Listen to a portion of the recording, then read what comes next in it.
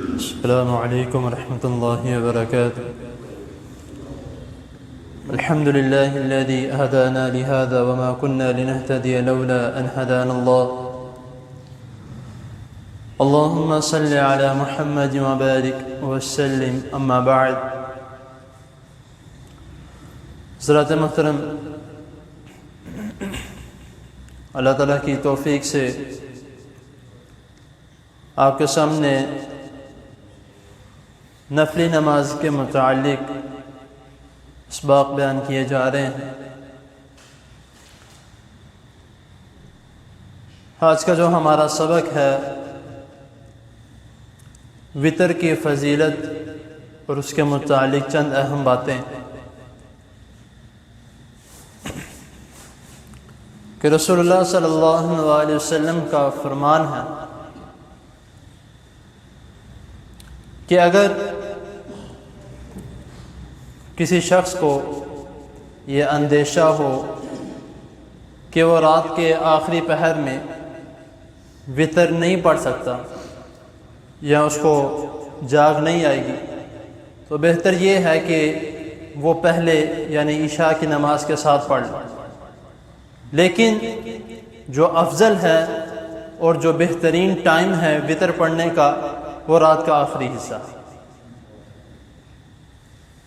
تو خوش نصیب ہیں وہ لوگ جو رات کے وقت پہلے سو جاتے ہیں، پھر اٹھ کر یعنی عشاء کی نماز پڑھ کے سو جانا اور پھر دوبارہ اٹھ کر تہجد کی نماز پڑھتے ہیں. اور یہ وتر جس طرح میں نے کل بھی آپ کو بتایا تھا کہ جو تہجد کی نماز جس کو نام تہجد دیا گیا ہے، صلاۃ اللیل، نماز وتر، یہ ساری ایک ہی نماز کا جو نام ہے. تو اسی لیے اور ایک حدیث میں آتا ہے کہ رسول اللہ صلی اللہ علیہ وسلم فرما رہے ہیں کہ جو شخص وتر پڑھتا ہے اگر اس کا دل کرتا ہے کہ وہ 3 پڑھنا چاہتا ہے 3 پڑھ لے، 5 پڑھنا چاہتا ہے 5 پڑھ لے، 7 پڑھنا چاہتا ہے 7 پڑھ لے، 11 پڑھنا چاہتا ہے یا 9 پڑھنا چاہتا ہے، وہ جس طرح چاہے کر سکتا ہے. 11 سے آگے رسول اللہ صلی اللہ علیہ وسلم نے کوئی ذکر نہیں کیا. تو جو آگے چلے جاتے ہیں وہ معذرت کے ساتھ مجھے یہ الفاظ کہنا پڑیں گے کہ وہ بدعت ہے، کیونکہ نبی کریم صلی اللہ علیہ وسلم نے جو ایک لیمٹ بتائی ہے وہ 11 تک کی ہے. تو اسی لیے کوشش کرنی چاہیے کہ اگر آپ نے 11 پڑھنے ہیں تو وتر سے مراد کیا ہے.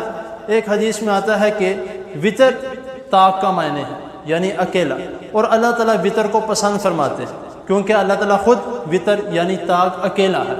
تو اسی لیے بہتر یہ ہے کہ آپ 2 کر کے نوافل ادا کر لیں اور آخر میں اس سب نمازوں کو، ان سب جو نوافل ادا کیے ہیں ان کو طاق کرنے کے لیے یعنی کہ اس طرح بنانے کے لیے، ایک بنانے کے لیے تو آخر میں وتر پڑھ لیا جائے.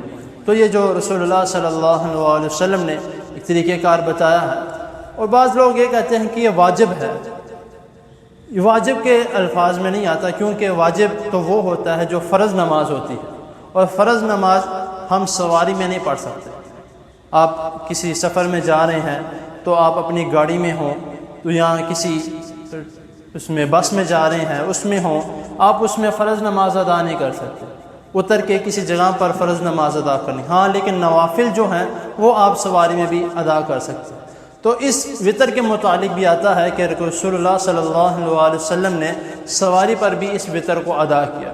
تو اس سے یہ سبق ملتا ہے کہ یہ واجب نہیں ہے. لیکن یہ واجب نہیں ہے بلکہ اس کی فضیلت اتنی ہے کہ یہ لازمی ضرور ہے.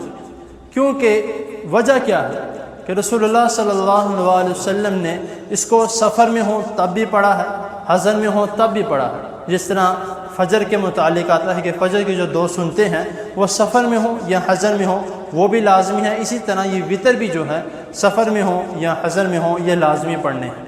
تو اور یہ اس کے متعلق اللہ تعالیٰ کا بھی فرمان ہے کہ وتر لازمی پڑھو. اور رسول اللہ صلی اللہ علیہ وسلم کے متعلق بھی آتا ہے کہ وتر یہ تمام مسلمانوں پر حق ہے.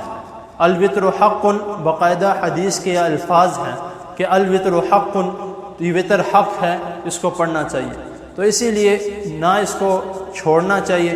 کچھ لوگ یہ کہتے ہیں کہ نہ پڑھیں تو کوئی مسئلہ نہیں ہے۔ اس کے متعلق آگے اور بھی احادیث ہے کہ نہ پڑھنا یا بھول جانا یا کسی کا جو صبح کے وقت پڑھتے ہیں ان سے رہ جانا، ان کے لیے کیا حکم ہے، تو وہ بھی انشاءاللہ تعالیٰ اس کے بعد والی حدیث میں اس سے بھی آپ کو پتہ لگ جائے گا کہ جو وطر ہے اس کی فضیلت کیا ہے۔ تو اللہ تعالیٰ کی حضور دعا ہے اللہ تعالیٰ ہمیں جو سنا اس کو سمجھنے کے اس پر عمل کرنے کی توفیق عطا فرمائے۔ جزاک اللہ۔